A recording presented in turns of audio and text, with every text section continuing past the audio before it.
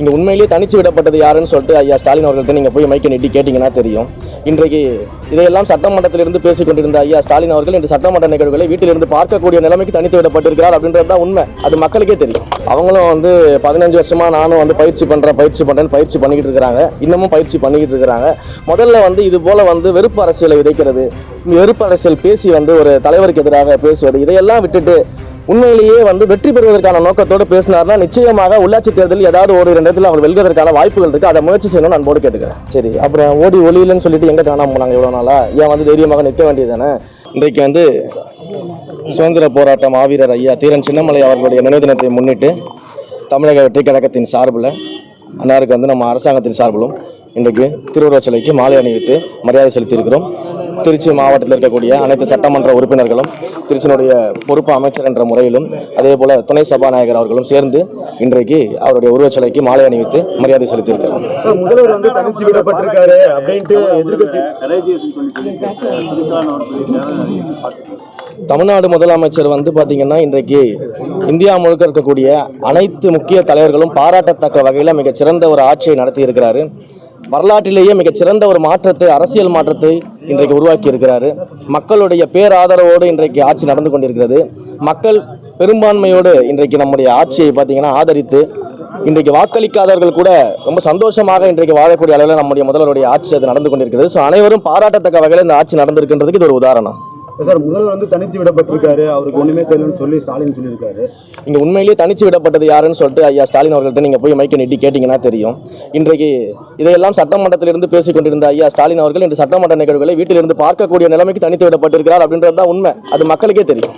மேகதாது விவகாரத்தில் முதல்வர் வாய் தரது எதுவும் பேசல, எந்த நடவடிக்கை எடுக்க ஒரு குற்றச்சாட்டு இருக்கு. அனைத்து கட்சி கூட்டத்தில் ஏன் இன்னும் கூட்ட தாமதம்?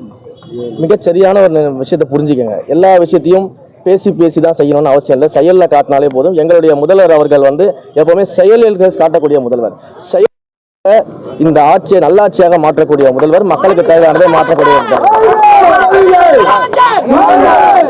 கோயிலுக்கு ஆந்திராவை சேர்ந்த ஒரு பெண் சாமி தூக்கம் வரும்போது அவர்கிட்ட 2000 ரூபாய் லஞ்சம் கேட்டதா அந்த பொண்ணு பேட்டி கொடுத்துருக்காங்க. எல்லா கோயில்கள்லையுமே ஒரு சில இடங்கள்ல இது போன்ற விஷயங்கள் நடந்துகிட்டு இருக்குது. நம்ம 80% எல்லா கோயிலும் சரி பண்ணிட்டு இருக்கிறோம். இன்னும் சில இடங்கள்ல நடந்துகிட்டு இருக்கிறதாக எனக்கும் தகவல்கள் வருது. அதன் மேல விசாரணை நடத்தப்பட்டு கொண்டிருக்கிறது. அந்த விசாரணை அடிப்படையில் நிரூபிக்கப்பட்டால் நிச்சயமாக யாராக இருந்தாலும் நடவடிக்கை எடுக்கப்படும். அதில் எந்த பாரபட்சமும் பார்க்க மாட்டோம். இடைத்தேர்தலுக்காக வெறியோடு காத்திருக்கேன்னு சொல்லி சீமான் சொல்லியிருக்காரு. அவங்களும் 15 வருஷமா நானும் பயிற்சி பண்ணுறேன்னு பயிற்சி பண்ணிக்கிட்டு இருக்கிறாங்க. இன்னமும் பயிற்சி பண்ணிக்கிட்டு இருக்கிறாங்க. முதல்ல இது போல வெறுப்பு அரசியலை விதைக்கிறது, வெறுப்பு அரசியல் பேசி ஒரு தலைவருக்கு எதிராக பேசுவது, இதையெல்லாம் விட்டுட்டு உண்மையிலேயே வெற்றி பெறுவதற்கான நோக்கத்தோடு பேசினார்னா நிச்சயமாக உள்ளாட்சி தேர்தலில் ஏதாவது ஒரு 2 இடத்துல அவர் வெல்வதற்கான வாய்ப்புகள் இருக்கு. அதை முயற்சி செய்யணும்னு அன்போடு கேட்டுக்கிறேன். காவிரி திருச்சியில இருந்தா கொள்ளிடம் பிரியுது, தடுப்பணைகள் கட்ட வேண்டும் நீண்ட வருஷ கோரிக்கையா இருக்கும் விவசாயிகள். அந்த கோரிக்கைகள் எல்லாமே விவசாய சங்கங்களோட பேசி ஏற்கனவே நிறைய கோரிக்கைகள் கொடுத்திருக்கிறாங்க. அந்த கோரிக்கைகள் எல்லாமே சம்பந்தப்பட்ட அமைச்சர் அவர்களிடம் நம்ம கொடுத்திருக்கிறோம். அமைச்சர் அவர்கள் அதன் மீது ஆய்வுகளை பண்ணிட்டு இருக்கிறாரு. பட்ஜெட் நிதிநிலையை பொறுத்து என்னென்ன திட்டங்களை எப்படி கொண்டு வரணுன்றதை அமைச்சர் அவர்கள் முடிவு செய்து நிச்சயமாக கொண்டு வருவார். சார், நான் ஓடி ஒளியெல்லாம் இல்லை, என் மேலே தாவேக்கா பொய்யான வழக்குகளை தொடர்ந்து செந்தில் பதில் சொல்லியிருக்காரு. அதை சட்ட ரீதியாக எதிர்கொள்வாங்க. சரி, அப்புறம் ஓடி ஒளியிலன்னு சொல்லிட்டு எங்கே காணாமல் போனாங்க இவ்வளோ நாளா? ஏன் தைரியமாக நிற்க வேண்டியது தானே? ஏன் என்ன கோர்ட் என்ன சொல்கிறது, அந்த ப்ரொசீடிங்ஸ் எல்லாம் ஃபாலோ பண்ண வேண்டியது தானே? அதெல்லாம் சும்மா வெளியில் வீரத்துக்கு சொல்கிறது தான். ஆனால் உண்மையிலேயே தப்பு இல்லைன்னா தைரியமாக நிற்க களத்தில் அல்லது சந்திக்க வேண்டியது தானே? அதெல்லாம் அவங்க சும்மா ஒரு பேச்சுக்காக மீடியாவை பார்த்தா அதை பேசணுன்றதுக்காக பேசுவாங்க. நிச்சயமாக இந்த ஆட்சியை பொறுத்த வரைக்கும் ஊழல் செய்தவர்கள் யாராக இருந்தாலும் எங்கள் தலைவர் சொன்னது போல நாங்களும் ஊழல் செய்ய மாட்டோம், ஊழல் செஞ்சவங்களையும் விடமாட்டோம், நிச்சயமாக தண்டிக்கப்படுவார்கள்.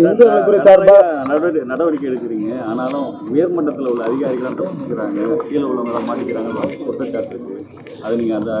அப்படி கிடையாது சார். நம்ம எல்லாமே விசாரணைக்கு உட்படுத்துறோம். நீங்க உடனடியாக ஏதோ உயர் அதிகாரிகள் மட்டும் நம்ம விட்டுட்டு மற்ற எல்லாரையும் தண்டிக்கிறோம் அப்படின்லாம் கிடையாது. முதல்ல எங்க ஆரம்பிக்குதோ அந்த இடத்துல விசாரணை நடத்தி அந்த ஆரம்ப நிலையில் இருக்கக்கூடிய அதிகாரிகள் மேல் நடவடிக்கை எடுக்கிறோம். அதற்கு பிறகு அந்த விசாரணையில யார் யாரெல்லாம் உண்மையிலேயே ஈடுபட்டிருக்கிறாங்கன்னு தெரிய வந்துச்சுன்னா அவங்க எல்லாருமே நடவடிக்கை எடுக்க தான் போறோம். எந்த இடத்துலையும் நாங்கள் நடவடிக்கை எடுக்க மாட்டோம்னு சொல்லலையே. எல்லா இடத்துலையும் விசாரணைகளை நாங்களே தானே முன்னிறுத்துறோம். விசாரணைகளை நாங்களே முன்னிறுத்தி நடத்துறோம். விசாரணை நடத்த சொல்லி கேட்கிறோம். அடுத்தடுத்த ஸ்டெப்புக்கு நம்ம கொண்டு போயிட்டு இருக்கோம். இது எல்லாமே நம்ம பண்ணிட்டு இருக்கோம் இல்லையா? ஸோ அதனால முதல்ல ஆரம்ப கட்ட விசாரணை போது அதை யார் செய்தார்களோ அந்த அடிப்படையில் இருக்கக்கூடிய அந்த அதிகாரிகள் மீது நடவடிக்கை எடுக்கப்படுது. தொடர்ந்து யார் யாரெல்லாம் சம்பந்தப்பட்டிருக்காங்களோ எல்லாருமே நடவடிக்கை எடுப்போம். எங்களுக்கு எந்த பாரபட்சமும் கிடையாது. இந்து நலத்துறை சார்பாக நிறைய நடந்தா கடந்த ஆட்சி ஊழல் நடந்திருக்குதா ஒரு குற்றச்சாட்டு, வெள்ளை அறிக்கை வெளியிட நடவடிக்கை எடுக்கிறீங்க. அதை பொறுத்து நாங்கள் முடிவு பண்ணுறோம். வெள்ளை அறிக்கை வெளியிடுறதை வந்து நாங்கள் டிஸ்கஸ் பண்ணிட்டு இருக்கிறோம். அதே போல் வந்து கடந்த ஆட்சி நடைபெற்ற ஊழல்கள் என்னென்னலாம் வந்து கோயில் சொத்துக்கள் வந்து அபகரிக்கப்பட்டிருக்குது, கோயில் சொத்துக்கள் எப்படியெல்லாம் வந்து பல்வேறு இடங்களில் வந்து தவறாக பயன்படுத்தப்பட்டிருக்கிறது, அதை எல்லாத்தையும் நாங்கள் ஆய்வு பண்ணிக்கிட்டு இருக்கிறோம்.